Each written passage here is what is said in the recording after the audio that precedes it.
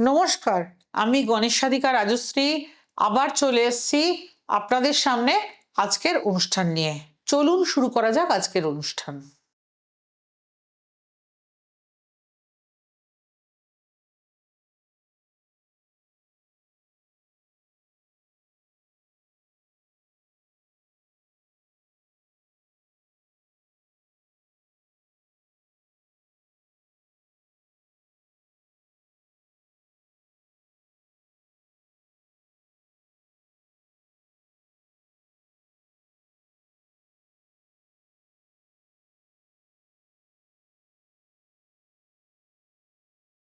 মঙ্গলবার হনুমানজির পুজো করলে যে সুফল প্রাপ্তি হয় তা আমরা অনেকেই জানি। তবে শনির দশা থেকে বাঁচতে শনিবার করে হনুমানজির পুজো করলেও ভালো ফল পাওয়া যায়।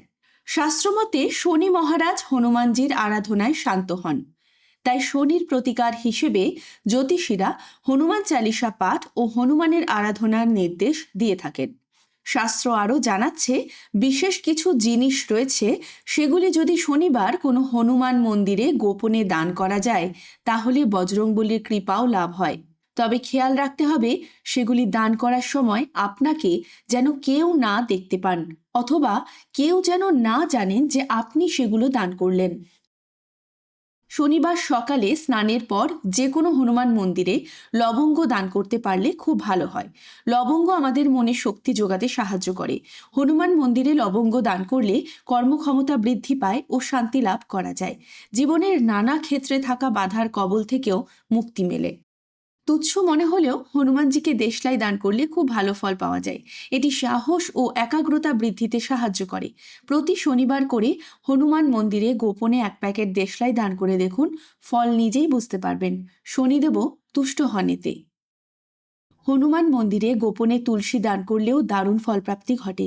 জীবনে পজিটিভ শক্তিতে ভরে ওঠে ও আর্থিক সমস্যার হাত থেকেও মুক্তি পাওয়া যায়। গোপনে হনুমানের মন্দিরে হলুদ রঙের কাপড় দান করারও বিশেষ মাহাত্ম্য রয়েছে। এর প্রভাবে নানা দিক থেকে সুফল লাভ করা যায়। এর ফলে আমাদের মন পরিষ্কার হয়।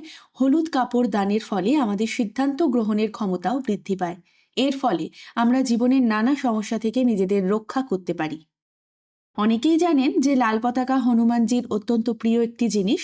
শনিবার করে সকালবেলা হনুমান মন্দিরে গোপনে একটি লাল পতাকা দান করলে নানা দিক থেকে উন্নতি লাভ করা সম্ভব। এর ফলে শনিদেবের রোষ থেকেও মুক্তি পাওয়া যায়। আমাদের আত্মবিশ্বাস বৃদ্ধি পায়। পরপর কয়েকটি শনিবার এই কাজটি করতে পারলেই ফল প্রাপ্তি ঘটবেই। কেমন লাগলো আজকের অনুষ্ঠান? যদি ভালো লেগে থাকে তবে আমার ইউটিউব চ্যানেল গণেশ সাধিকা রাজশ্রীকে সাবস্ক্রাইব করে রাখুন। বেল আইকনটি প্রেস করলে নিত্য নতুন অনুষ্ঠানের নোটিফিকেশন সবার আগে দেখতে পাবেন। ভালো থাকুন, সবাইকে ভালো রাখুন।